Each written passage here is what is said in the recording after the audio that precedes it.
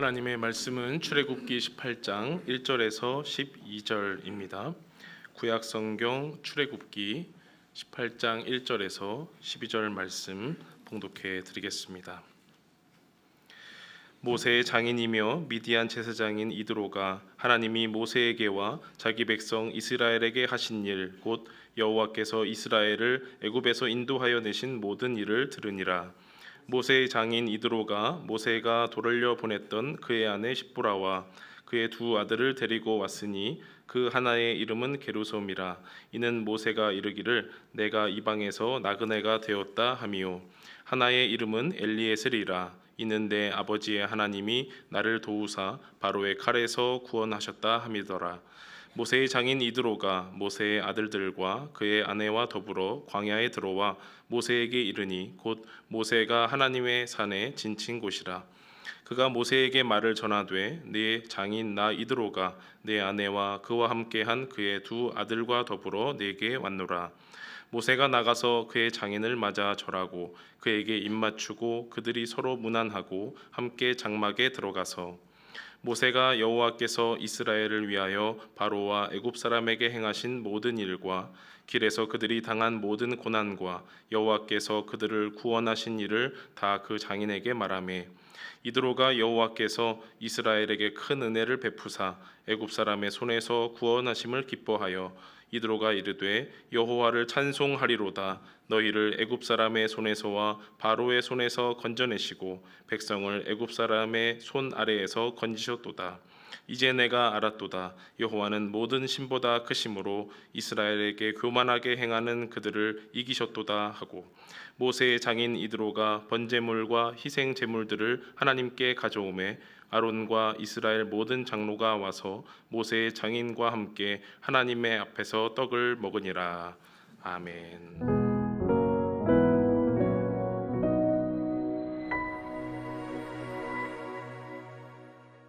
자, 오늘 성경 말씀은 이제 지난주에 그 광야에서 아말렉과 이제 싸움에서 이제 승리하고 난 뒤에 또 광야를 지나는 동안에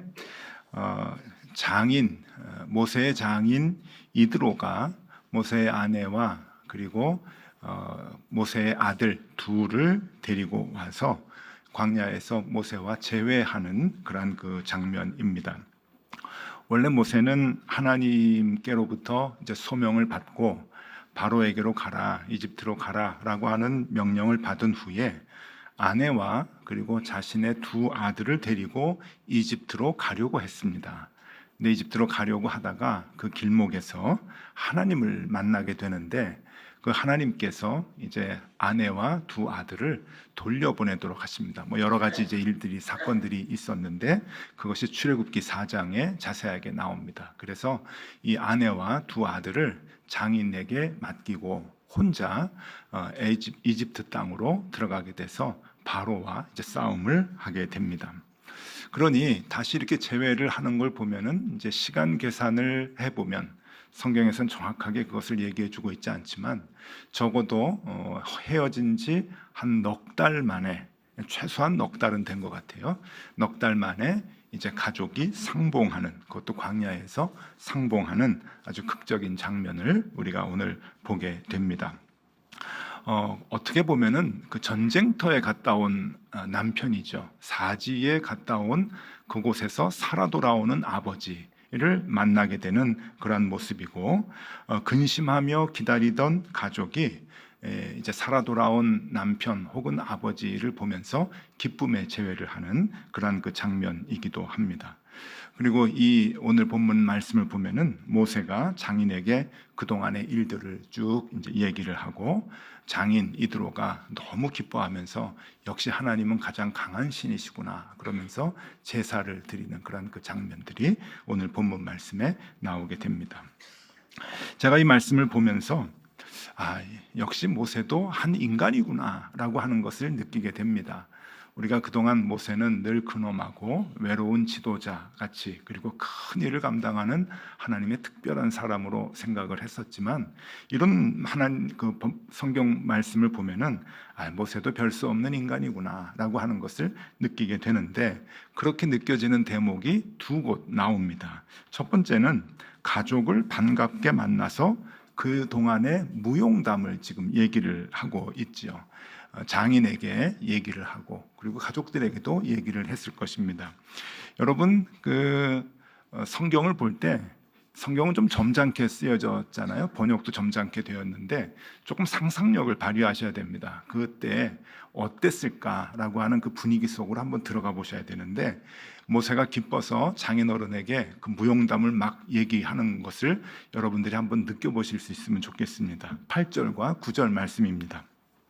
모세가 여호와께서 이스라엘을 위하여 바로와 애굽 사람에게 행하신 모든 일과 길에서 그들이 당한 모든 고난과 여호와께서 그들을 구원하신 일을 다 그 장인에게 말하매, 이드로가 여호와께서 이스라엘에게 큰 은혜를 베푸사 애굽 사람의 손에서 구원하심을 기뻐하여. 이렇게 이제 표현이 되어 있는데, 아마 제가 조금 이제 그 상황으로 한번 들어가 보겠습니다. 장인어른, 이 지팡이 보세요. 이거 제가 들었는데 글쎄 믿지 못하시겠지만 물이 확 갈라졌습니다. 그래서 우리 모든 백성들이 다 지나갔는데, 그놈의 애굽 군대들이 막 뒤쫓아오잖아요. 우린 죽을 똥 쌀 똥 그냥 도망가고 있었는데 물이 확 합쳐져 가지고 애굽 군대들이 다 죽었습니다. 먹을 게 없어 가지고 아우성을 쳤는데, 글쎄 하나님 앞에 기도했더니 하나님께서 만나를 내려주셨습니다. 내일 아마 드실 겁니다. 이러면서 막 무용담들을, 아말렉하고 싸움을 했죠. 제가 산에 올라가서 손을 들었는데 우리가 이겼고, 손을 내리니까 우리가 졌습니다. 그래서 제가 해가 질 때까지 손 들고 있었습니다. 그러고서는 이 전쟁 얘기도 하고 막 이야기를 했을 겁니다. 모든 이야기를 다 자세하게 했겠죠. 애굽에서 있었던 10가지 재앙 이야기도 다 했겠죠. 아내에게도 했을 것이고, 아들아 아버지가 그 싸움에서 다 이기고 왔단다, 그런 것을 다 얘기를 했을 거예요. 그러니까 그걸 듣고 다 기뻐했겠죠. 모세도 별 수 없는 인간이구나 라고 하는 것을 느낄 수 있는 그 대목이라고 하는 거예요. 또 하나가 두 아들을 지금 데리고 오는데, 두 아들의 이름이 이제 나옵니다. 게르솜과 엘르에셀이라고 하는 두 아들의 이름이 나오는데, 두 아들의 이름을 보면서 모세도 정말 한 사람이 그냥 평범한 인간이구나 라고 하는 것이 느껴지는데, 2절에서 4절까지 읽어드리겠습니다. 모세의 장인 이드로가 모세가 돌려보냈던 그의 아내 십보라와 그의 두 아들을 데리고 왔으니 그 하나의 이름은 게르솜이라. 이는 모세가 이르기를 내가 이방에서 나그네가 되었다 하며, 하나의 이름은 엘리에셀이라. 이는 내 아버지의 하나님이 나를 도우사 바로의 칼에서 구원하셨다 함이더라. 자, 두 아들의 이름을 보면서 이 모세가 자기의 처지를 그대로 아들의 이름에 투영을 시킨 것 같아요. 첫 아들을 낳고 게르솜이라고 했는데, 얼마나 광야의 생활이 괴로웠을까 하는 거예요.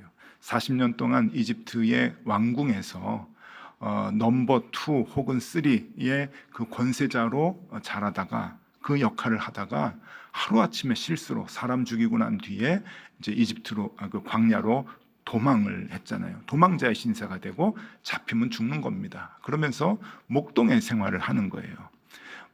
그 지역의 제사장 집이긴 하였지만, 그래도 자기가 왕자의 입장에서 봤을 때는 평범한 그냥 광야의 그냥 그 목동의 집인데, 그곳에 들어가 가지고 목동일을 하면서 그 집 딸하고 결혼을 해서 아이를 낳았단 말이죠.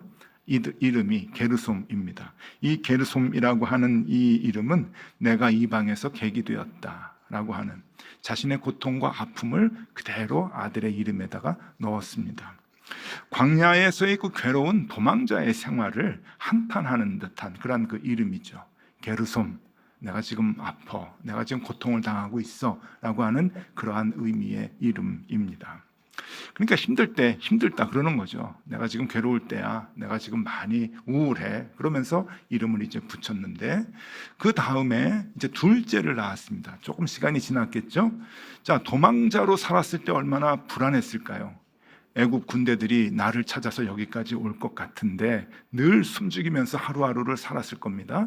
근데 둘째를 낳을 때 보니까 이제 군인들이 안 오는 것 같아요. 온다는 소문도 없고, 그러니까 난 이제 그냥 살았구나.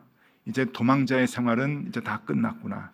내가 왕궁은 아니지만 이곳에서 평범하게 가장이 되어서 이렇게 사는 것도 하나님의 은혜다. 하나님이 보호해 주신 것이다. 라고 생각을 하면서 둘째 아이를 낳았을 때 엘리에셀이라고 이름을 붙이게 됩니다. 그 뜻은 내 하나님이 도우셨다라고 하는 뜻입니다. 그러니까 치유를 얘기하는 거고 회복을 얘기하는 거겠죠. 그러니까 첫 번째 아들을 낳아서 이름을 지었을 때는 고통과 아픔이었는데 둘째를 낳았을 때는 그래도 좀 치유가 되고 회복이 되는 그러한 그 이름을 아들에게 붙여줍니다. 이런 거 보면은 아픔과 회복 이런 것들이 이제 인간들에게 있는데 모세도 그러한 아픔을 갖고 그냥 살아가는 평범한 사람이구나라고 하는 것을 느낄 수가 있는 거죠. 그래서 이 장인에게 막 무용담을 이제 털어놓는 그 장면하고 그리고 두 아들의 이름을 보면서 모세가 살아왔던 모든 그 인생이 그냥 평범한 한 사람, 한 인간의 모습을 보여주고 있다라고 하는 것을 느낄 수가 있게 됩니다. 자, 그러면 모세는 조금 이제 뒤로 하고요. 하나님의 큰 그림은 무엇일까라고 하는 거예요. 모세를 지금 사용을 하시는 하나님은 어떠한 그림을 그리고 이스라엘 백성들을 지금 이끌고 가시는가 하는 겁니다. 하나님은 여러분 우리가 이제 눈치채셨지만 우리는 성경을 보면서 이미 다 알고 있지만 이스라엘 백성들을 단숨에 가나안으로 인도하지 않으셨습니다. 근데 그것이 어쩔 수 없어서 하나님의 계획을 틀어서 이스라엘 사람들을 가나안으로 단시간에 인도하지 않은 것은 아닙니다. 하나님이 계획이 있으셨던 거죠. 하나님이 계획이 있으셔서 40년 동안 이스라엘 백성들을 광야에서 훈련시키기를 원하셨습니다. 그것이 하나님의 큰 그림이죠. 이스라엘 사람들은 몰랐지만 하나님은 그 계획을 갖고 광야에서 이스라엘 사람들을 훈련시키셨습니다. 왜 그런 훈련을 시켰는가 하면은 이건 문화와 관계되는 일인데 이스라엘 사람들이 애굽에서 갖고 있었던 애굽의 문화를 여러분 다 벗어버리고 새로운 하나님의 문화로 갈아입기까지는 시간이 걸립니다. 그게 만만한 게 아니거든요. 여러분 제가 표를 하나 좀 이렇게 이제 보여드릴 텐데 한번 보십시오. 습관이라고 하는 게 있습니다. 습관은 이제 개인의 그 자주 나타나는 모습이라고 할 수 있겠죠. 내가 자주 하는 것 이런 상황에서 이렇게 되는 그런 그 패턴들이 자꾸 반복이 되면은 그걸 습관이라고 얘기합니다. 그 습관이 내 개인적인 울타리 안에 있다가 옆에 사람들도 저 습관 괜찮네 나도 좀 따라 해볼까 하면서 그것이 옆에 있는 사람에게 좀 퍼져나가면은 그것을 유행이라고 얘기합니다. 내가 옷을 좀 이렇게 바지통을 좀 큰 거로 입고 뭐 크게 입고 그러면은 이제 좋아 보이네. 그래서 요새 좀 크게 입잖아요. 그럼 그게 이제 유행이라고 하는 겁니다. 그런데 그 유행이 저변으로 내가 살고 있는 모든 시대에 확대가 되면은 그 공동체 안에서 확대가 되면은 여러분 그것을 문화라고 얘기합니다. 그러니까 문화는 한 20, 30년 만에 그냥 확 확산이 될 수 있어요. 요즘 K-팝 문화 그리고 외국 사람들도 인정하는 K-뷰티 뭐 이런 것들은요 문화가 돼버렸습니다. 그래서 한국의 그 문화 배우기 위해서 뭐 K 뭐 컬처 이렇게 배우기 위해서 많이들 이제 한국에 관광으로 오는데 이 문화가 시작이 된 지가 한 10년, 20년밖에 안 됐거든요. 그러니까 그만큼 짧은 시간에 확대가 되는 거예요. 그게 이제 문화가 되는 거죠. 그런데 이 문화가 세대가 바뀌면서까지 계속 이어지게 되면 그때는 그것을 전통이라고 얘기를 합니다. 그러니까 여러분 문화가 전통이 되기 위해서는 최소한 한 세대가 필요한 거예요. 한 세대. 그럼 이 한 세대를 우리는 몇 년으로 잡아야 되는가? 한 40년 잡으면 되겠죠? 30년, 40년 잡으면 한 세대잖아요. 그러니까 이 문화가 바뀌어서 전통이 되기까지는 여러분 그만큼 시간이 걸린다고 하는 겁니다. 지금 하나님은 이스라엘 사람들이 이집트 땅에서 갖고 있었던, 태어나면서부터 몸에 배웠던 이집트의 문화를 하나님의 문화로 바꾸시려고 하는 거예요. 근데 그 문화는 하루아침에 바뀌어지는 게 아닙니다. 그래서 40년이 걸리는 거예요. 문화는 종교하고 연결이 되어 있죠. 특별히 예전에는 훨씬 더 그게 강렬하게 연결이 되어 있었습니다. 이집트 사람들은 농경 문화죠. 농사를 짓는 사람들입니다. 농사를 짓는 사람들의 가장 큰 가치는 수확을 많이 얻는 겁니다. 그래서 넉넉하게 쌓아놓는 것을 우리 늘 모든 사람들이 바라죠. 농사를 잘 짓고 흉년이 안 들게 하기 위해서 여러분 하늘의 비를 바랍니다. 그 하늘의 비를 주관하는 그 하늘의 신이 태양신이라고 여겼죠.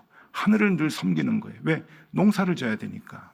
그래서 동서고금을 막론하고 농사를 짓는 모든 지역에서는 태양신을 섬기게 됩니다. 다 사람들 마음이 똑같으니까요. 비가 오면은 그 태양신에게 기우제를 이제 지내야죠. 그래서 비가 와서 그 벼가 잘 자라고 농산물이 잘 자라서 이제 그것이 소출이 돼가지고 넉넉하게 배불리 살 수 있는 그런 그 삶을 달라고 하는 것이 그들의 종교가 되는 겁니다. 그런데 이스라엘 사람들, 하나님께서 원하는 것은 농경 문화가 아니에요. 여러분, 그들은 유목 문화입니다. 유목 문화. 유목 문화는 쌓아놓는 마음이 없어요. 유목 문화의 가장 중요한 것은 푸른 초장과 쉴만한 물가로 찾아다니는 겁니다. 그런데 자기들이 찾을 수 없어요, 양들이. 그래서 목자가 인도해 줘야 되는 거죠. 그래서 목자가 인도해 주는 대로 하루하루 푸른 초장과 쉴만한 물가에서 양식을 먹는 것, 매일매일 양식을 얻어 먹는 것이, 그것이 유목민족이 하는 일입니다. 그래서 유목민족의 종교는 목자의 종교예요. 목자가 그들의 일용할 양식을 책임지고 목자가 그들을 해하려고 하는 늑대와 맹수들을 막아주는 거예요. 주의 지팡이와 막대기가 나를 안위하시나이다. 그 고백이 나오는 거죠. 문화가 다르면 신앙이 완전히 달라요. 그래서 농사를 짓는 사람들은 태양신을 섬기게 되고 유목민족인 히브리 사람들은 목자의 신 하나님을 섬기게 되는 거죠.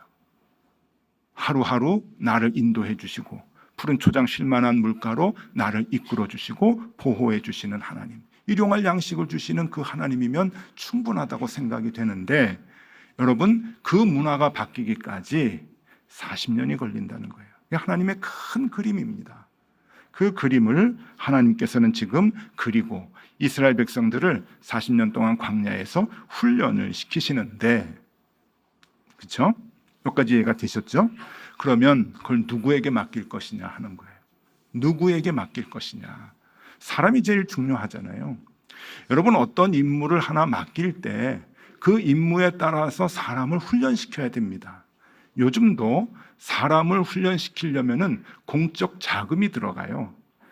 목사가 그냥 되는 게 그냥 되는 게 아닙니다. 여러분, 저도 돈이 많이 들었습니다. 제 돈도 들고 신학교 돈도 들고 많이 들고, 이게 공적 자금이에요. 저뿐만이 아니고 회사를 다녀도 한 회사원이 그 회사에 익숙하게 되기 위해서는 훈련이 있어야 되고, 그러려면 비용이 들어가야 돼요. 비용이 꽤 많이 들어가는 직종을 하나 소개해 드릴 텐데 그림을 한번 보십시오. 공군 파일럿입니다.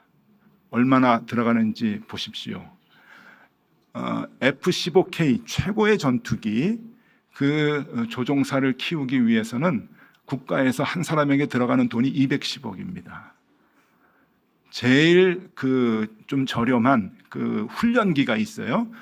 FA-50이라고 하는 훈련기가 있는데, 그 비행기를 조종하기 위해서도 그 조종사를 키우려면은 최소한 70억이 들어간답니다. 한 사람당. 여러분, 이게 보통이 아니에요.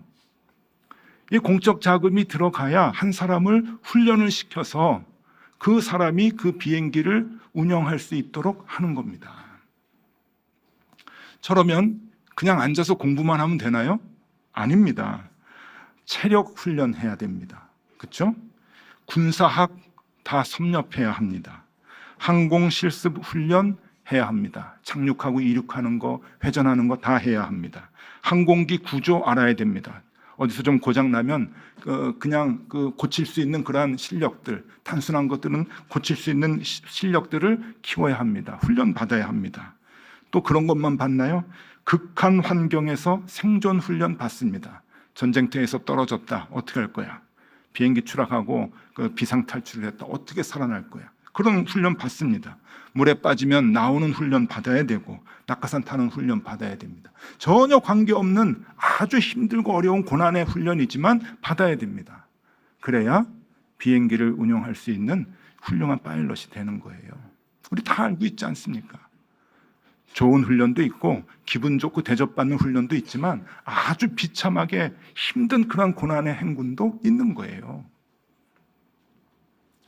자, 40년 동안 이스라엘의 몸에 배어있던 문화를 바꾸려고 하면 광야에서 어떠한 그 리더가 필요한가? 그 리더가 되기 위해서는 어떤 조건이 있어야 되는가? 제가 한번 나열해 볼게요.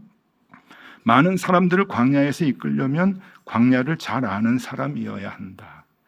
맞죠? 광야를 누구보다 잘 알아야죠. 광야를 잘 알아야 됩니다. 두 번째, 40년 동안 광야의 생활을 지도하려면 40년 정도는 광야에서 살아본 사람이어야 가능하다. 그렇죠? 그냥 일주일 만에 인도하는 거면은 체력이 좀 튼튼한 사람이면 가능할 거예요. 근데 40년 동안 있게 하기 위해서는 한 40년 지내본 사람이 가능하겠죠. 그건 상식 아닙니까? 세 번째, 수많은 백성을 지도하려면 지도자의 수업을 받은 사람이어야 한다. 맞죠? 아무나 할 수 없어요. 아무나 할 수 없습니다. 지도자 수업을 잘 받은 사람이 해야 되는 거예요. 네 번째, 이스라엘 사람을 인도하려면 그 배타적인 이스라엘 사람들을 인도하려면 유대인이어야 한다. 히브리 사람이어야 한다. 맞죠? 예.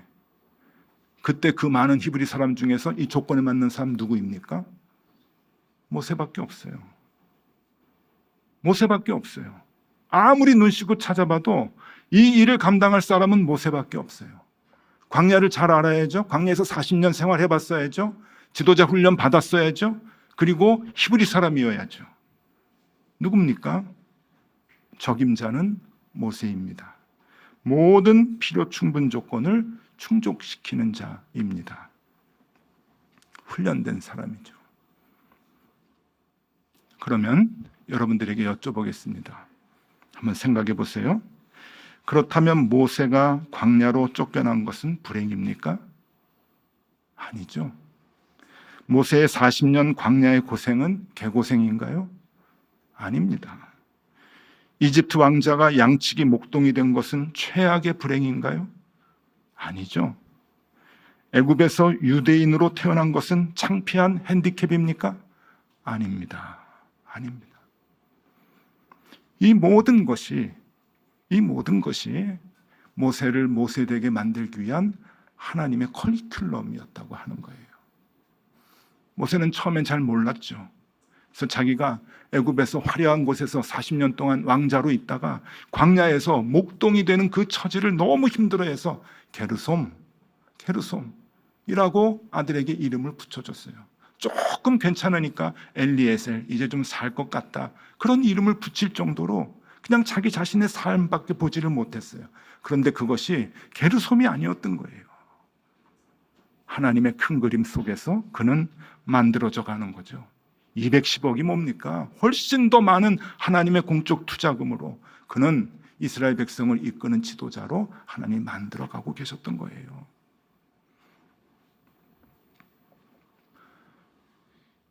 여러분은 어떠세요? 여러분들에게도 게르솜의 순간이 있으셨고 지금도 있을 수 있고 또 가끔가다 엘리에셀의 그 기쁨도 평안함도 누리실 수 있습니다. 그런데 한 가지 분명한 것은 그 모든 것들이 하나님께서 여러분들을 무엇으로 만들어 나가기 위한 커리큘럼이라고 하는 것을 우리가 확신할 수 있어야 돼요. 모세를 보면서 그것을 우리는 알 수 있어야 합니다. 책을 사기 위해서 가끔 책방에 이제 가는데 책 제목을 가지고 가서 이제 구할 때도 있지만 매대에 올려져 있는 그 책들을 보면서 제목이 좋아서 그냥 낼름 구입하는 그런 책도 있어요. 넬름 구입한 책 중에 하나입니다. 당신이 불행하다는 착각. 이거 완전히 제목 때문에 봤는데 이제 사게 된 그 이유는 저자 때문이에요. 저자가 누군가 하면 정재영입니다. 그래서 우리 목사님이 언제 이런 걸 썼지? 요새 막 바쁘다 그러는데 책 쓰느라고 바빴나? 그러고서는 그냥 넬름 이제 샀어요. 넬름 사가지고 이제 봤는데 이 정재영이라는 분은 높은 뜻 덕석의 목사님이 아니고 전문 이제 그 집필가예요. 그래서 여러 가지 이야기들을 이제 편집을 해서 책을 냈는데 제목에 호기심이 나서 책을 샀는데 내용도 참 좋더라고요. 35명의 이야기를 해주는 책이에요. 누가 나오냐면은 모든 사람들이 알 법한 사람들이 이제 나와요. 누구냐? 톰 크루즈, 스티븐 스필버그, 레오나르도 디카프리오, 안젤리나 졸리, 브래드 피트, 키아누 리브스, 안소니 호핀스, 샤를리스 테론, 스티븐 호킹, 크리스티나 아길레라, 해리포터의 저자 롤링 부인, 오프라 윈프리, 다이아나 스펜서, 리오넬 메시, 앙겔라 메르켈, 엠마 스톤, 존 트래볼타, 노박 조코비치, 스티브 호킹, 코코 샤넬, 실베스타 스틸론 이렇게 쭉 나와요. 제가 한 반밖에 얘기 못했는데 35명이 나오는데 이들이 극심한 고통을 받으며 살아왔던 이야기들을 하는 거예요. 한 사람 예를 들으면은 키아누 리브스 잘 아시죠? 그 매트릭스 총알 날라오니까 딱 해가지고 이제 보여주는 그분이 헐리우드에서 최고의 배우로 영화 관계자들이 뽑았다 그래요. 성격 좋고 뭐 연기도 잘하고 그리고 그 감독들이나 스태프들에게 너무 인격적으로 잘해주고 예를 들면 그 스턴트맨들이 대역을 하는 게 있는데 위험하잖아요. 근데 그런 걸 하면은 보상을 많이 해준대요. 할리 데이비슨 오토바이도 하나씩 사주고 한 사람 앞에 하나씩. 그리고 자기가 돈이 참 많은데 그 돈을 잘 이렇게 나누는 사람으로 유명하다고 합니다. 그래서 칭찬이 자자해요. 헐리우드 그 영화계에서. 근데 이 분이 그렇게 되기까지의 그 아픔들이 이제 있었던 거예요. 3살 때 부모님이 이혼을 하고 할머니는 중국계 하와이인이고 어머니는 영국인인데 이분이 혼혈이 막 너무 겹치고 가족들이 여러 국적의 사람들이어가지고 이 또 부모님들이 이혼하고 그러니까 여러 군데에서 살았어요. 부모님이 키우지 않고 이리 보내주고 친척 저리 보내주고 해가지고 여러 군데 살다가 나중에는 이제 카나다 국적을 갖고 있는데 어머니가 4번 결혼을 하고 자기를 낳아주신 아버지는 마약 판매를 하다가 수감이 되고 그리고 자신도 어려서 불우하게 이제 크면서 난독증에 걸려가지고 고등학교를 졸업 못합니다. 고등학교 다니다가 중퇴를 해요. 그리고 제일 친했던 친구가 약물 중독으로 사망을 하는 아픔을 갖게 되고 여동생은 이제 평생 백혈병으로 고생을 해서 자신이 돌봤다 그래요. 또 결혼을 이제 하고 난 뒤에 아이를 가졌는데 8개월 만에 유산이 되고 그 뒤에 이혼을 하고 이혼 후에 그 아내는 교통사고로 사망하고 하는 그러한 일들이 계속해서 이제 이어지는 거예요.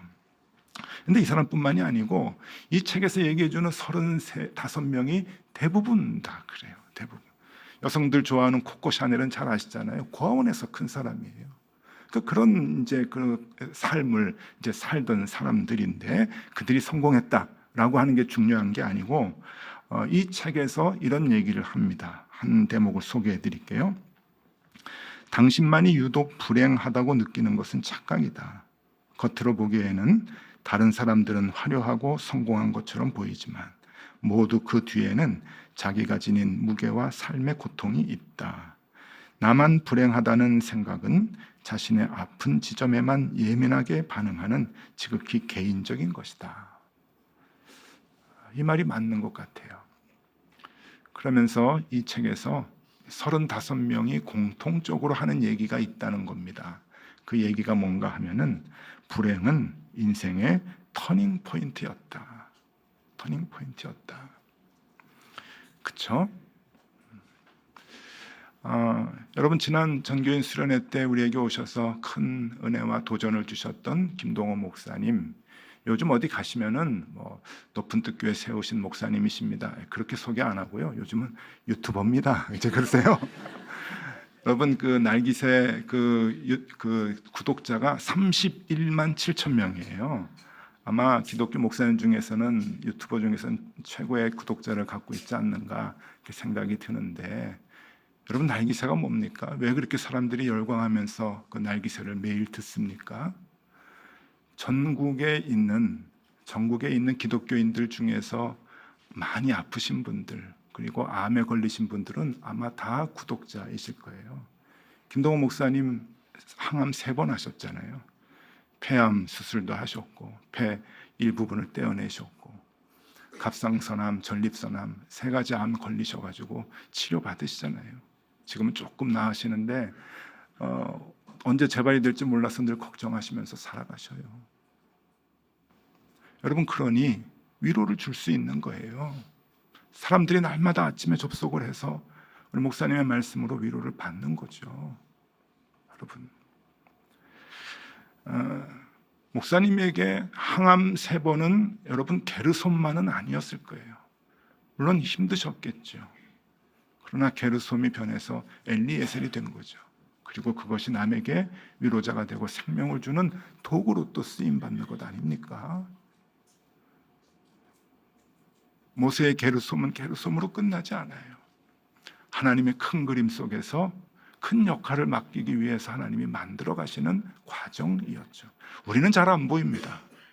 그런데 하나님은 그렇게 이끌어 나가십니다. 여러분의 게르솜, 여러분의 엘리에셀 다 하나님의 인도하심 가운데 있습니다. 하나님께서 여러분들의 그 경험들을 반드시 귀하게 사용해 주실 것입니다.